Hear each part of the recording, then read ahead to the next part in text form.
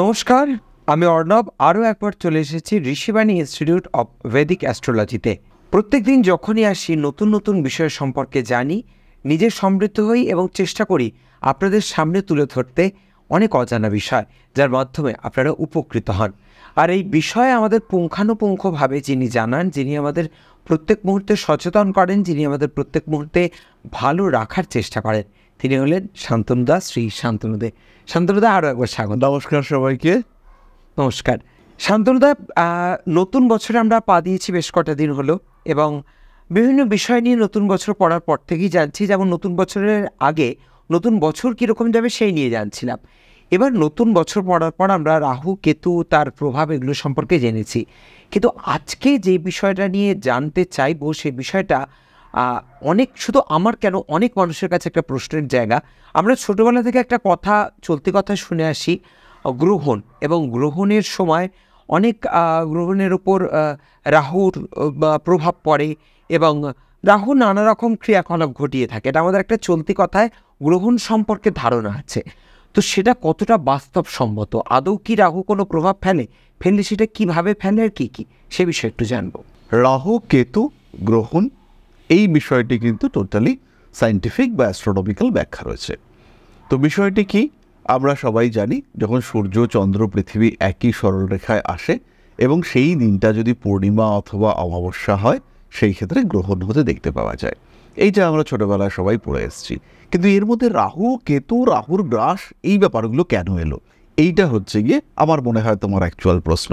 তার আগে আমাদের জানতে হবে কাকে আমরা রাহু এবং কেতু বলে চিহ্নিত করি জ্যোতিষে। গ্রহ নেই, অস্তিত্ব নেই, তাদেরকে আমরা বলছি ছায়া গ্রহ। এটা কোনো কথা হলো? ছায়া কি আবার গ্রহ হয় নাকি? তো বিষয়টা আমাদেরকে রিয়ালাইজ করতে হবে, বিষয়টা আমাদেরকে উপলব্ধি করতে হবে। কেন ছায়া গ্রহ? বেসিক্যালি কি? বেসিক্যালি এরা হচ্ছে ছায়াকে নিয়ন্ত্রণ করে, তাই এরা হচ্ছে ছায়া গ্রহ। কার ছায়া? চাঁদের ওপর পৃথিবীর ছায়া, অথবা পৃথিবীর ওপর চাঁদের ছায়া। পূর্ণিমার সময় আমরা দেখেছি চন্দ্রগ্রহণ হয়, অমাবস্যার সময় আমরা দেখেছি সূর্যগ্রহণ হয়। এই সময় সূর্যের আলো সেটা আটকে যায় বা বাধাপ্রাপ্ত হয়, আইদার পৃথিবীর কারণে অথবা চাঁদের কারণে। তো এর জন্য আমাদের চাঁদ, সূর্য এবং পৃথিবীকে একটা রেখাতে আসতে হয়। এবার আমাদের যে অরবিটাল সিস্টেম, যে হিসেবে আমরা আপেক্ষিক গতি বিবেচনা করি, সেটা হচ্ছে পৃথিবী কেন্দ্রিক। পৃথিবী থেকে আমরা ক্যালকুলেট করি যে কিভাবে প্ল্যানেটারি মুভমেন্ট হচ্ছে। তো পৃথিবী থেকে সূর্যের যে মুভমেন্ট আমরা দেখতে পাই, তার তো একটা প্লেন আছে, অরবিটাল প্লেন আছে। তো সেই যে কক্ষপথ, পৃথিবী সাপেক্ষে সূর্যের মুভমেন্টের যে কক্ষতল, মানে যে অরবিটাল প্লেন, আর চাঁদের যে অরবিট অর্থাৎ কক্ষ, অর্থাৎ এই প্লেন, আর তার উপরে এই যে কক্ষপথ, এর যে দুটো পয়েন্ট অফ ইন্টারসেকশন, তার মধ্যে একটা হচ্ছে রাহু আর একটা হচ্ছে কেতু। তো যখনই গ্রহণ হবে, তখনই পয়েন্ট অফ ইন্টারসেকশন, দুটো পয়েন্ট, চন্দ্র সূর্য, এদেরকে কিন্তু একই লাইনে আসতে হবে। অর্থাৎ চাঁদ, সূর্য, রাহু, কেতু, এরা একটাই অ্যাক্সেসে থাকবে। যদি চাঁদ সূর্য একই ঘরে একই সাথে থাকে, তাহলে সেটা হচ্ছে সূর্যগ্রহণ।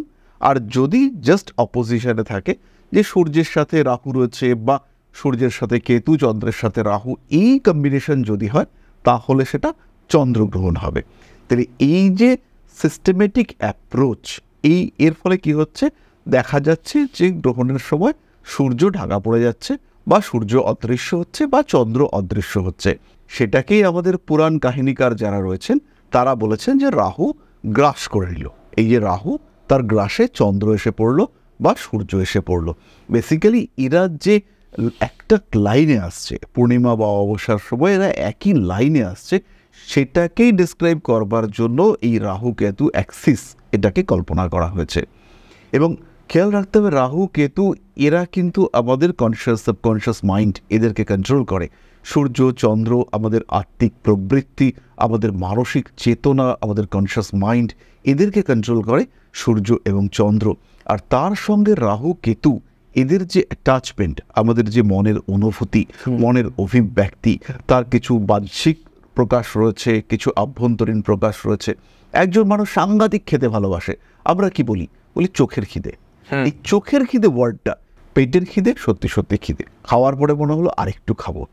এই যে চোখের খিদে, এর কারক হচ্ছে রাহু।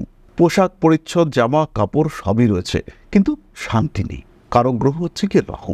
এই যে আনকন্ট্রোলড বিহেভিয়ার, এই আনকন্ট্রোলড বিহেভিয়ার এইটা হচ্ছে গিয়ে কারক রাহু। আর যখন এই বিহেভিয়ারটাই হয়ে যায় আনকনশিয়াস, আমি কি করছি আমি বুঝতে পারছি না, নিজের উপর নিয়ন্ত্রণ হারিয়ে ফেলেছি, বুঝতে পারছি না কি করা যাবে, কি করা উচিত, সেই পজিশন, সেই সিচুয়েশন কন্ট্রোল কেতু। তাহলে একটা হচ্ছে আনকন্ট্রোলড আর একটা হচ্ছে আনকনশিয়াস। তো এই আনকন্ট্রোলড আর আনকনশিয়াস এই চক্করের মধ্যেই কিন্তু যত অশান্তি রয়েছে। তাহলে এই রাহু এবং কেতু অর্থাৎ আমাদের এই যে মুন্ডু, তার মধ্যে রয়েছে চোখ, কান, নাক, জিভ, ত্বক। দেখতে পাচ্ছি আরে ওই তো রসগোল্লা, ওটাই খাবো, কিন্তু দেখতেই পাচ্ছি না, আমি জানিই না যে ওটা রসগোল্লা। কেউ যদি মুখে ঢুকিয়ে দেয় তাহলেই একমাত্র অনুভূতি রয়েছে, বা কোনোভাবে যদি শরীরের মধ্যে প্রবেশ করে তাহলে স্বাদটা পাবো। কিন্তু কেতুর ক্ষেত্রে স্বাদটুকুও নেই। তাহলে এমন একটা সত্তা যেটা টোটালি আনকনশিয়াস। যেহেতু সময় আমাদের হাতে সীমিত, তাই আমরা রাহু কেতুর আর ডিটেলিংয়ে আজকে যাব না। আমরা তোমার পরের প্রশ্নে এবার চলে আসব।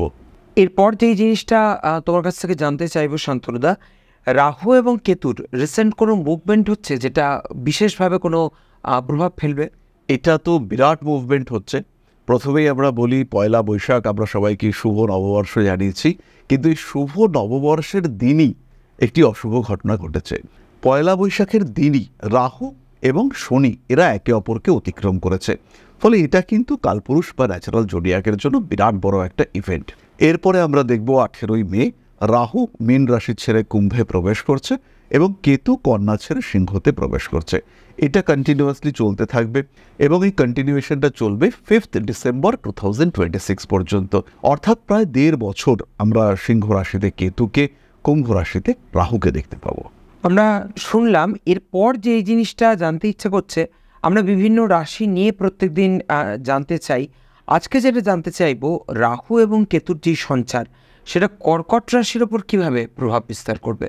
দেখো, কালপুরুষের যে 12টা রাশি রয়েছে তার মধ্যে মোস্ট সেন্সিটিভ, মোস্ট ইমোশনাল রাশি হচ্ছে কর্কট। এবং আমরা ইতিমধ্যেই বললাম যে আমাদের কনশিয়াস মাইন্ড, সাবকনশিয়াস মাইন্ড বা চেতন সত্তা, চেতন মন, তার উপরে রাহু কেতুর বিরাট প্রভাব রয়েছে। তাই যাদের উপরে এই ইম্প্যাক্ট পড়বে তাদের মধ্যে অন্যতম হচ্ছে কর্কট রাশি বা লগ্নের মানুষরা। কর্কটের 8 নম্বর ঘরে রাহু আর কর্কটের 2 নম্বর ঘরে কেতুর অবস্থান। অনেকগুলি প্রমিনেন্ট ইভেন্ট আমরা দেখতে পাবো কর্কটের সাথে। আত্মীয় পরিজন, কুটুম্ব এদের সঙ্গে কেন যেন ধীরে ধীরে দূরত্ব সৃষ্টি হয়ে যাচ্ছে। কোনো না কোনো কারণে আত্মীয় পরিজনদের সঙ্গে একটা ডিটাচমেন্টের সম্ভাবনা। তাদের সঙ্গে দীর্ঘদিন খুব ভালো সম্পর্ক ছিল, হঠাৎ করেই যেন তাদের সঙ্গে কেমন মতের আর মিল হচ্ছে না, দূরত্ব তৈরি হচ্ছে। এবং কর্কটও চাইছেন যে তোকে আর দরকার নেই, এরকম একটা মেন্টালিটি নিয়ে চলতে। টাকা পয়সা, মানি ম্যানেজমেন্ট কর্কট ভুল করবেন। দ্বিতীয় কেতু, কর্কট কনফিউজড হবেন, কী করা উচিত, কোন দিকে যাওয়া উচিত, কোথায় টাকাটা ইউটিলাইজ করা উচিত, সেইখানে কর্কট ভুল করবেন। এবং ব্যবহারটা করবার পরেই কর্কট বুঝতে পারবেন যে ভুল হয়েছে, এবং কিছুটা সময় ওয়েট করলে এই ভুলটাকে ঠিকই রূপান্তরিত করা যেতে পারে। কিন্তু সেটা করতে ব্যর্থ হবেন কর্কট, কারণ তার উপরে কেতুর একটা ইম্প্যাক্ট রয়েছে। তার মানি, তার সেভিংস, তার মুভেবল প্রপার্টি, অ্যাসেট, সেগুলোর উপরে কেতুর একটা প্রভাব রয়েছে। ফলে হিউজ কনফিউশন এখানে কাজ করবে। কথাবার্তার ক্ষেত্রে কিছুটা অসংলগ্নতা, কমপ্লিটনেসের একটা অভাব, এটা আমরা কর্কটের ক্ষেত্রে দেখতে পাবো। কর্কট রাশির বহু মানুষ, তাদের ক্ষেত্রে কিছু স্কিন প্রবলেম দেখতে পাওয়া যাবে, স্পেশালি ফেস, মুখমণ্ডলে ত্বকের সমস্যা, র্যাশেস বেরোতে দেখতে পাওয়া যাবে। কিছু কিছু মানুষের ক্ষেত্রে তারা দেখবেন প্রবলেমটা হচ্ছে ফেশিয়াল স্কিনে, কিন্তু অ্যাকচুয়ালি প্রবলেমটা সোর্স হচ্ছে পেট। তারা স্কিনের ট্রিটমেন্ট করবেন, কিন্তু গণ্ডগোলটা হয়ে রয়েছে পেটে। ফলে এই প্রপার ডিটেকশন এটা না হওয়ার কারণে প্রপার ট্রিটমেন্ট হবে না। তারা যতই ক্রিম, যতই চেষ্টা করুন না কেন, সেখানে কিন্তু একটা হচ্ছে না, এই ব্যাপারটা থেকে যাবে। এরপর আমরা চলে আসি আরেকটু জটিল জায়গায়, যেটা হচ্ছে 8th হাউসে রাহু রয়েছে। তো রাহু 8th হাউসে নেগেটিভ ইম্প্যাক্ট ক্রিয়েট করবে। কর্কট রাশি বা কর্কট লগ্নের যারা মানুষ রয়েছেন তারা কিন্তু এই 8 নম্বরে রাহুর জন্য বিভিন্ন ধরনের নেগেটিভ থটস, বিভিন্ন টাইপের বিষয় ওভার থিঙ্কিংয়ের টেন্ডেন্সি এর মধ্যে থাকবেন। কর্কট রাশির মানুষদের মধ্যে লোন নেওয়ার টেন্ডেন্সি বাড়বে এবং সিচুয়েশনগুলোকে কন্ট্রোল করতে পারছেন না কর্কট, এবং তার জন্য কিছুটা লোন নিয়ে ব্যাপারটাকে ঠিকঠাক করবার একটা চেষ্টা, এটা কর্কটের ক্ষেত্রে দেখতে পাওয়া যাবে। তবে যেহেতু রাহুর কারণে এই প্রচেষ্টা, ম্যাক্সিমাম ক্ষেত্রে এই প্রচেষ্টা কিন্তু ডিস্টার্ব হতে পারে।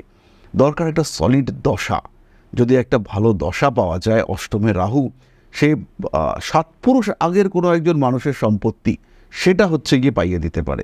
অষ্টমে রাহু গত 5 বছর ধরে সম্পত্তির নিষ্পত্তি হচ্ছে না, এমন একজন অফিসার এলেন যে তিনি এসে 7 দিনে নিষ্পত্তি করে দিলেন। শুধু দরকার একটু পাওয়ারফুল দশার সাপোর্ট।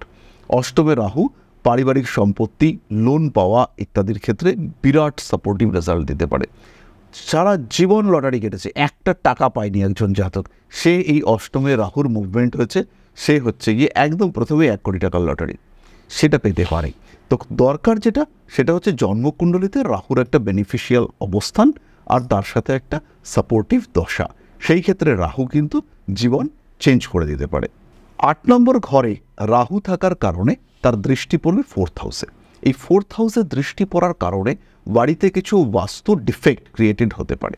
বাড়িটা চেঞ্জ করলাম, বাড়িতে কিছু একটা নতুন ফার্নিচার নিয়ে এলাম, হতেই পারে একটা ফ্রিজ নিয়ে এলাম, এমন জায়গায় রাখলাম ফ্রিজটা, তার জন্য পুরো নর্থ ইস্ট কর্নারটা ড্যামেজ হয়ে গেল। এই টাইপের বাস্তু ডিফেক্ট ক্রিয়েটেড হতে পারে। এছাড়া 8 নম্বর ঘরটা থেকে আমরা বাধা, বিপত্তি, অ্যাক্সিডেন্ট এগুলো দেখে থাকি। কিছু সময় বদনাম, হতাশা, দুর্নাম এগুলোও আমরা 8 নম্বর ঘর থেকে দেখে থাকি। ঘরগুলো থেকে নির্দেশিত যে বিষয়, অর্থাৎ ডিফেমেশন, হঠাৎ আঘাতপ্রাপ্তি, এগুলোও কিন্তু কর্কটের ক্ষেত্রে হতে পারে। বিরাট ঢাইয়া থেকে কর্কট মুক্তি পেলেন, বড় চাপ গেল কর্কটের ওপর থেকে। এবার সেখান থেকে মুক্তি পেলেও 8 নম্বর ঘরে রাহুর অবস্থানের কারণে কর্কটকে কিন্তু ভীষণ ভীষণ সাবধান হতে হবে এবং কর্কটকে বুঝতে হবে যে আমি কিছুটা হলেও প্রবলেমেটিক সিচুয়েশনের মধ্যে রয়েছি। বিষয়টা ভয়ের নয়, বিষয়টা কিন্তু সাবধানতার। কর্কটকে প্ল্যান করতে হবে, কি করব, কোন দিকে যাব, কোন পথে থাকব, এবং এই প্ল্যানের মধ্যে বেশ বড় একটা পার্ট থাকবে রিস্ক ম্যানেজমেন্ট। আমি যে কাজটা করছি সেখানে যেন কোনো রকম রিস্ক না থাকে। একজন মানুষ পরীক্ষা দিতে আসছেন, বর্ধমান থেকে পরীক্ষা দেবেন এবং দুপুর 12টা থেকে পরীক্ষা। বর্ধমান থেকে কলকাতা আসতে 4 ঘন্টা টাইম লাগে। তা উনি দুপুর 12টায় পরীক্ষা উনি ঠিক করলেন, তাহলে আমি 8টায় বেরোলে পরেই আমি আরাম করে পৌঁছে যাব। কিন্তু একদম ভুল। এই সময় কিন্তু করতে হবে যেটা, 12টায় পরীক্ষা, আমি আগের দিন বেরোবো। আমার কাছে প্ল্যান বি রয়েছে, যদি কোনো কারণে সাকসেসফুল হতে না পারি তাহলে পরের দিনটা আমার কাছে আসছে, কিন্তু আমি কোনোভাবেই দিনের দিন এটা বেরোবো না। এই টাইমে এই যে রাহু 8th হাউসে রয়েছে, রাহু কিন্তু সিস্টেমগুলোকে ডিস্টার্ব করিয়ে দেবে, এবং রাহু যে সিস্টেমকে ডিস্টার্ব করিয়ে দেবে সেটা কিন্তু ঠিক করা যাবে না। এই যে ব্যাপারটা, এটা কিন্তু আমাদের খেয়াল রাখতে হবে, এবং কর্কট রাশির প্রত্যেকটা মানুষকে তাদের কিন্তু পরিকল্পিতভাবে সাবধানতা অবলম্বন করতে হবে এবং জীবনের প্রত্যেকটা ঘটনাকে সিস্টেমেটিক ওয়েতে নিয়ে যাওয়ার চেষ্টা করতে হবে। আর আপনাদের সিস্টেমেটিক ওয়েতে পরিচালনা করতে পারেন যিনি, তার সঙ্গেই আমরা এতক্ষণ কথা বলছিলাম, শান্তনুবাবু, শান্তনু দে। আপনারা অবশ্যই যেই নাম্বার দেওয়া রয়েছে সেই নাম্বারে কন্ট্যাক্ট করতে পারেন, করে আপনাদের যা পরামর্শ নেওয়ার সে পরামর্শ তো নিতে পারেনি। তার পাশাপাশি যারা এই জ্যোতিষশাস্ত্র নিয়ে পড়াশুনো করতে চাইছেন বা আগামী দিনে এটিকে পেশা হিসেবে বেছে নিতে চাইছেন, শান্তনুদা তুমি তাদের কি সাজেস্ট করবে? যারা জ্যোতিষ শিখতে চাইছেন, এটা একটা ভীষণ সাপোর্টিভ পেশা, এবং পার্সোনালি যদি আমি নিজের কথা বলি, তাহলে আমি তো বহু কাজ করি, বিভিন্ন সময় বিভিন্ন রকম কাজ করেছি, কিন্তু অ্যাস্ট্রোলজি ফিল্ডে যে স্যাটিসফ্যাকশন পেয়েছি সেটা কিন্তু অন্য কোনো পেশাতে পাওয়া যায় না। তা যারা শিখতে চাইছেন তাদের জন্য প্রথম দরকার একটা প্রপার প্লেস যেখানে শেখা যাবে।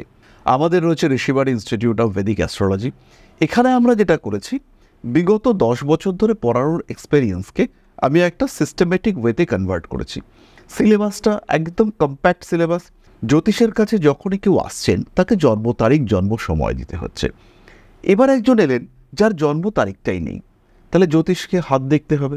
তাহলে শুধু জ্যোতিষ শিখলে হবে না, হাত দেখাটাও শিখতে হবে। তাহলে কোর্সে এই দুটো অ্যাটলিস্ট থাকতে হবে। এইবার এসে বলছেন যে শান্তনুদা, ব্যবসা করছি কিন্তু কিছুতেই না প্রফিট আসছে না। আমি দেখছি ব্যবসার যোগ রয়েছে, দশা চলছে, সপ্তমপতি একাদশের প্রতির অন্তর্দশা, তাহলে ব্যবসা তো ভালো হবে। কনফিউশন। তখন মনে হলো যে কেন ব্যবসাটা ভালো চলছে না, কেন দেখি তো নামটা কি রয়েছে। নিউমারোলজিতে করে দেখা গেল যে ওর যে ড্রাইভার নাম্বার এবং যে বিজনেসটা ড্রাইভার নাম্বার দুটো টোটালি ডিফারেন্ট। তখন আমাদের এই নিউমারোলজিটাও ক্যালকুলেশন করতে হবে, এবং দোকানে গিয়ে দেখতে পাওয়া গেল যে ও যে অ্যারেঞ্জমেন্ট করেছে দোকানটার টোটাল বাস্তু ডিফেক্টিভ। তো সেই জন্য বাস্তুটাও জানতে হবে। তাহলে যদি একজন কম্প্যাক্ট ওয়েতে এটাকে প্রফেশন করতে চান, তাহলে তাকে অ্যাটলিস্ট এই 4টে বিষয় জানতে হবে: বৈদিক অ্যাস্ট্রোলজি, তার সঙ্গে হস্তরেখা, সংখ্যাতত্ত্ব এবং বাস্তুশাস্ত্র। এই টোটাল নলেজ থাকলে পরে তিনি ঠিকঠাক করে কাজ করতে পারবেন। তো এই 4টেকে নিয়েই আমরা কম্প্যাক্ট সিলেবাস তৈরি করেছি। ক্লাস চলছে অনলাইনে। যাদের পক্ষে এসে ক্লাস করা মুশকিল, তারা সরাসরি অনলাইনে ক্লাস করতে পারবেন। প্রত্যেকটা ক্লাসের রেকর্ডিং পাওয়া যাবে। অফলাইনেও ক্লাসের ব্যবস্থা রয়েছে। আমাদের যে আদিশক্তি পীঠ রয়েছে, সেই মায়ের পীঠ স্থানে একদম মন্দিরের মধ্যে বসে বৈদিক ঘরানাতে আমরা জ্যোতিষ শিখিয়ে থাকি। তো যাদের পক্ষে আসা সম্ভব তারা এসে করবেন। ফি স্ট্রাকচারও ভীষণ নমনীয়। যাদের পক্ষে আসা সম্ভব নয় তারা অনলাইনে ক্লাস করতে পারবেন।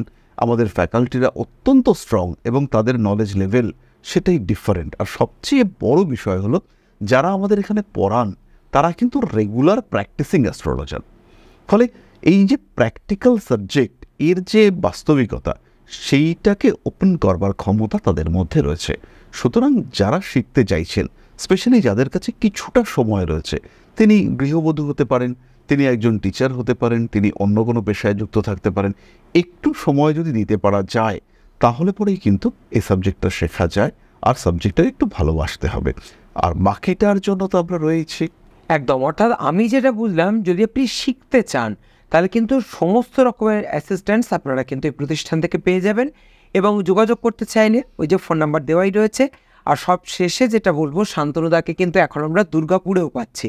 অর্থাৎ দমদম এবং কালীঘাটের চেম্বার সম্পর্কে তো আমরা ওয়াকিবহাল, এবার থেকে কিন্তু পাচ্ছি দুর্গাপুরেও। তাই দুর্গাপুরের মানুষরা কিন্তু ইচ্ছে করলেই অ্যাপয়েন্টমেন্ট নিয়ে নিতে পারে। তার জন্য একটাই রাস্তা, যেই ফোন নাম্বারটা দেওয়া রয়েছে ওই ফোন নাম্বারে যোগাযোগ করতে হবে। আমাদের আজকের পর্ব শেষ করবার সময় এসে গেছে, তাই আজ আমরা বিদায় নেব। আবারও নতুন পর্বে নতুন কোনো টপিক নিয়ে দেখা হবে আপনাদের সঙ্গে। ভালো থাকবেন সবাই, নমস্কার। নমস্কার।